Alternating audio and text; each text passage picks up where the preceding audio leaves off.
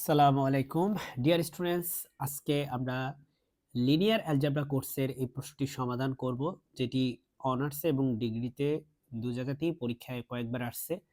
দেখাও যে s equal to a, b, c, d হচ্ছে একটা ভেক্টরকে রিপ্রেজেন্ট করে এবং সেই ভেক্টরটা বিলং করে R4 স্পেসে বা সেটে বিলং করে।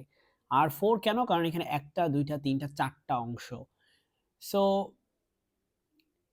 such that a plus b, এই যে a b c d এদের সম্পর্কটা দেওয়া আছে, a plus b minus c plus d equal to হচ্ছে 0, এবং এদের আরো একটা সম্পর্ক হচ্ছে 2a minus b equal to 0। এই দুইটা কন্ডিশনই হচ্ছে এই চারটা উপাদান হচ্ছে স্যাটিসফাই করে। এবং আমাদেরকে মূলত দেখাইতে হবে যে এই যে s, যেই আমাদের যে ভেক্টরটা আছে, এটা হচ্ছে R4 এর একটি উপজগৎ। এটা তো একটা ভেক্টর না, বেসিক্যালি এটা set of vectors K represent করে, এই জন্য তো সেট চিহ্ন দেওয়া আছে।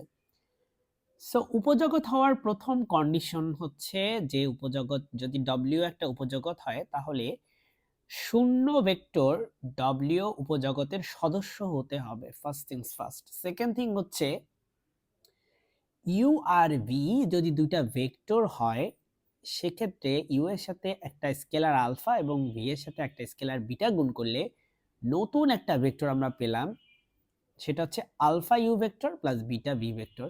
এই ভেক্টরটাও তোমার এই ডব্লিউ সেটের সদস্য হতে হবে। যদি এই দুটা কন্ডিশন মানে, তাহলে হচ্ছে উপজগৎ। তো যেহেতু আমাকে দেখাতে হবে যে এস হচ্ছে একটা উপজগৎ, তাহলে এস যদি এই দুইটা কন্ডিশনের দুইটাই মানে, তাহলে আমি এসটি কিন্তু ঠিকই দাবি করতে পারবো যে সেটা উপজগৎ। তো উপজগৎ নিয়ে এর আগে আমি অনেকগুলো ভিডিও করছি, অনেকগুলো কন্টেন্ট আপলোড করেছি, আশা করি সেগুলো দেখলেও তুমি আরো ক্লিয়ার হবা। এখন আমাদের প্রথম কাজ হচ্ছে যে এই যে দুইটা কন্ডিশন আমাদের দিয়ে দিছি এখানে, এই দুটো হচ্ছে চেক করা, ঠিক আছে? সো আমরা এখানে আগে কোশ্চেনটা তুলে নিছি, দেওয়া আছে s ইকুয়াল টু হচ্ছে এটা, ওকে। এখন আমরা দেখো a plus b minus c plus d এটা তুলে নিছি, এই যেখান থেকে এটা তুলে নিছি, ওকে। আচ্ছা, তুমি আমাকে একটা কথা বলো, a b c d তো যে কোনো কিছু ধরতে পারি আমি, পারি না? অবশ্যই পারি, কারণ আমি বলেই তো দিছি a হচ্ছে b c d, এইটা এমন একটা ভেক্টর যেটা R4 এ বিলং করে। তাহলে তুমি আমাকে বলো, a যদি আমি 0 ধরি, b যদি 0 ধরি, c ও যদি 0 ধরি, d ও যদি 0 ধরি, কে আমাকে আটকাবে? কারণ a আসলে রিয়েল নাম্বার সেটের একটা সদস্য, বি হচ্ছে রিয়েল নাম্বার সেটের একটা সদস্য, সি ডি সবাই হচ্ছে রিয়েল নাম্বার সেটেরই সদস্য। তো এটা এই সদস্যতা তো যে কেউ হতে পারে। তো আমি যেহেতু প্রথম যে শর্তটা সেটাকে প্রমাণ করতে মরিয়া, তাই আমি সবগুলাকে শূন্য ধরে নিছি। দেখো সবগুলাকে শূন্য ধরে নিছি, তাহলে দেখা যাচ্ছে যে এই সবগুলা যোগ করলে হয় শূন্য। তার মানে আমাদের এটা কিন্তু স্যাটিসফাই করে। কখন স্যাটিসফাই করে? যখন এ এর মান শূন্য ধরছি, বি এর মানও শূন্য ধরছি, সি এর মানও শূন্য ধরছি, ডি এর মানও শূন্য ধরছি। আবার খেয়াল করো, আমাদের আরো একটা কন্ডিশন দেওয়া ছিল 2a মাইনাস বি। আমিও আমার মন চাইলো যে আমি এ এর মান 0 ধরবো, আমি আমার বি এর মানও 0 ধরবো, আর সিডি তো অলরেডি 0 আছেই, কিন্তু এখানে তো সিডি নাই, তাই বসানোর প্রয়োজন নেই। এবং আমরা এ 0 এবং বি 0 ধরলে আমরা পেলাম হচ্ছে 0। তার মানে 2a minus B equal two হচ্ছে 0 পেয়ে গেলাম, যেটা আমাদের অরিজিনালি কোশ্চেনে দেওয়া ছিল।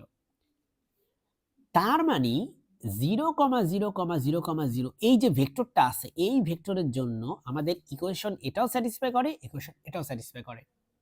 এই ব্যাপারগুলো একটু ট্রিকি, আমি বিশ্বাস করি তুমি যদি বারবার বোঝার চেষ্টা করো, একই ভিডিও একটু রিওয়াইন্ড করে দেখো, আশা করি তুমি বুঝতে পারবে। তাহলে এই দুইটা থেকেই তুমি দাবি করতে পারো যে শূন্য ভেক্টর হচ্ছে এই এস যে সেট আছে, সেই সেটের একটা ভেক্টর। কিভাবে আমি সেই দাবিটা করতে পারলাম? কারণ আমি এ বি সি ডি সবগুলাকে শূন্য ধরে নিছি, আর সবগুলা শূন্য মানে কিন্তু এটাকে কিন্তু শূন্য ভেক্টর বলে। হ্যাঁ, এটাই শূন্য ভেক্টর, যে এ ও শূন্য, বি সি ডি সবই শূন্য যদি হয়, তাহলে এই জিনিসটাই আসলে, এই জিনিসটাকে আমরা আসলে ম্যাথমেটিক্সে এটাকে আমরা লিনিয়ার অ্যালজেব্রাতে এটাকে আমরা জিরো ভেক্টর বলে থাকি। তো এখন আমরা নতুন দুইটা ভেক্টর চিন্তা করতেছি, একটা হচ্ছে ইউ ভেক্টর আর একটা হচ্ছে ভি ভেক্টর, এবং দুইটা স্কেলার চিন্তা করতেছি, আলফা এবং বিটা। আসলে আমরা এখন 2 নাম্বার কন্ডিশন চেক করব। সো আমি একটা নতুন ভেক্টর u কনসিডার করে নিছি এবং v কনসিডার করে নিছি এবং দুইটা স্কেলার আলফা এবং বিটা কনসিডার করে নিছি। আর আমরা জানি যে স্কেলাররা হচ্ছে মূলত f মানে স্কেলার ফিল্ডের সদস্য আর ভেক্টররা হচ্ছে ভেক্টর ফিল্ডের সদস্য। সো এখন ডিয়ার স্টুডেন্টস, আমি ইউ যে ভেক্টরটা আছে সেটাকে আমি আমার মন চাইছে ইউ ভেক্টরের প্রথম যে এ যেটা এ বি সি ডি এরকম, এ কে আমি ধরে নিয়েছি u1, বি কে ধরেছি, আচ্ছা একটু আগে এ কে কি ধরছিলাম 0, বি কে 0, সি কে 0, ডি কেও 0 ধরছি। এখন আমার মন চাইলো তাই আমি এ কে ধরে নিলাম u1, বি কে ধরে নিলাম u2, সি কে ধরে নিলাম u3, ডি কে ধরে নিলাম u4। সিমিলারলি আমার ভেক্টর যেটা v, সেখানে আমি এ কে ধরে নিলাম v1, বি কে ধরে নিলাম v2 এবং সিমিলারলি v3 v4 ধরে নিছি। এই ধরে নেওয়ার ব্যাপারটা এটা আমার ইচ্ছাধীন, আমার স্বাধীনতা আসলে এটা। আমি এভাবে করে ম্যাথটা করেছি, অন্য কোনো শিক্ষক অন্য কোনোভাবে করতে পারে, তুমি অন্য কোনোভাবে করতে পারো এটা। তো নিশ্চয়ই মনে আছে আমাদের যেই কন্ডিশনটা দেওয়া ছিল সেটা হচ্ছে a plus B minus C plus D equal to 0, আর আরেকটা ছিল 2a minus B equal to 0। তো এখানে আমি আমার যে দুইটা নতুন ভেক্টর, একটা হচ্ছে ইউ ভেক্টর, একটা হচ্ছে ভি ভেক্টর, এই দুইটা ভেক্টরের বসায় দিব। হ্যাঁ, বসায় দিব। এখানে দেখো একটা ভেক্টর হচ্ছে ইউ, একটা হচ্ছে ভি। সেই দুইটা ভেক্টরকে আমি এখানে বসাবো। সো আমি এর জায়গায় বসাবো u1, সিমিলারলি এখানে u2, এখানে u3, এখানে u4, এভাবে আমি আর কি বসাবো। সিমিলারলি আমি এখানে যে u1 বসাবো, এখানে u2 বসাবো, ঠিক আছে? So let's do it. আমি দেখতে পাচ্ছেন যে এই যে a plus B minus C plus D equal to 0 ছিল, এর জায়গায় আমি u1 বসাইছি, বি এর জায়গায় u2, সি এর জায়গায় u3, ডি এর জায়গায় u4, এভাবে করে আমি বসাবো। সিমিলারলি আমাদের ছিল 2a minus B equal to 0, so আমি এর জায়গায় u1 বসাইছি, বি এর জায়গায় u2 বসাইছি। এরকম ভাবে আমরা দুইটা সমীকরণ পাইলাম, এই একটা সমীকরণ, এই একটা সমীকরণ। এগুলো আমাদের কাজে লাগবে। একই রকম ভাবে আমরা v ইকুয়াল টু বলতে পারি v1 v2 v3 v4। So আমরা ওই যে ইকুয়েশন এই যেখানে এখানে বসাবো v1 v2 v3 v4। So আমরা এখানে একটা আরেকটা সমীকরণ পেলাম। আর এখানে যদি বসাই 2 into v1 minus v2 equal to 0, আরেকটা সমীকরণ এখানেও পেলাম। তো এইভাবে আমরা চারটা সমীকরণ পাইছি। তো এখন তুমি বলতে পারো যে আচ্ছা এই ইকুয়েশনগুলো দিয়ে কাজটা কি মূলত?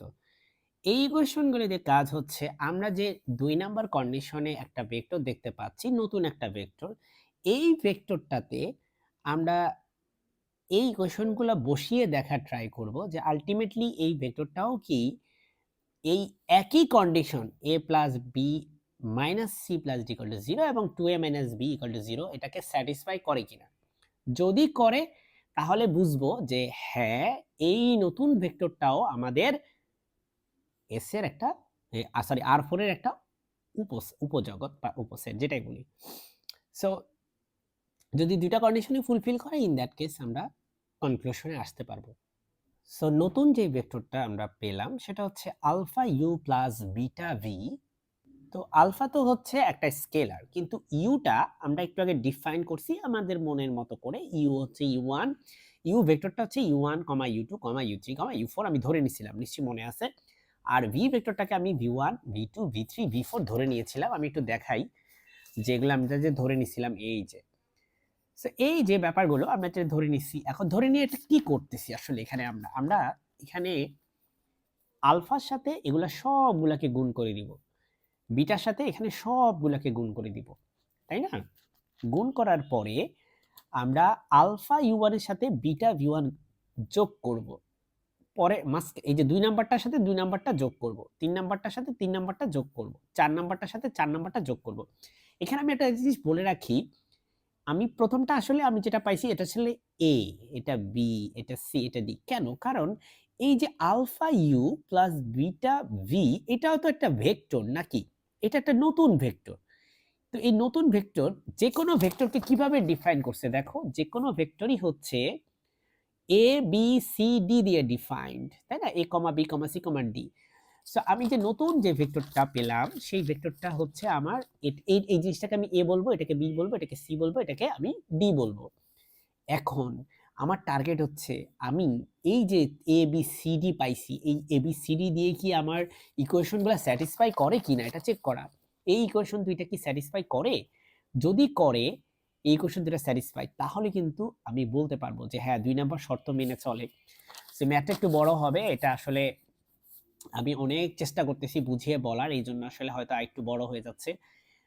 যাই হোক, এরপরে আমরা a plus b plus c minus d করতেছি এখানে। এই যে অনেকটা এখানে আগে যা করছি তার মতোই তো আসলে, এই যে a plus b minus c plus d এটা তুলে নিতাম না, তুলে নিয়ে 0 0 0 বসাইছিলাম না, একই রকম ভাবে এবার আমরা এখানে বসাবো হচ্ছে a এর জায়গায় এই জিনিসটা, b এর জায়গায় এটা, c এর জায়গায় এটা, d এর জায়গায় এটা, যেখানে a পাবা, b পাবা, c পাবা, d পাবা, এগুলো বসাবা, বসায় এই চারটা জিনিস পাওয়া গেল। ওকে, এবার একটু ক্যালকুলেশন করে দেখো, এই আলফা কমন নিলে u1 u2 minus u3 plus u4 চলে আসলো, বিটা কমন নিলে হয় v1 v2 minus v3 plus v4 চলে আসলো।